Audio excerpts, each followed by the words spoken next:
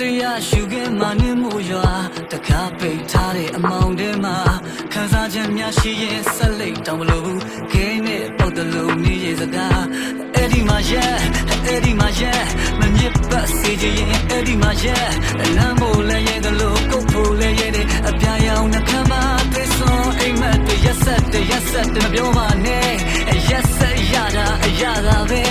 မင်းလည်းပင်မနေစီမြစ်တွေလဲစီးစင်သွားပြီအိတ်ဆက်လိုက်ပါအောင်ဖွာပါချစ်သူ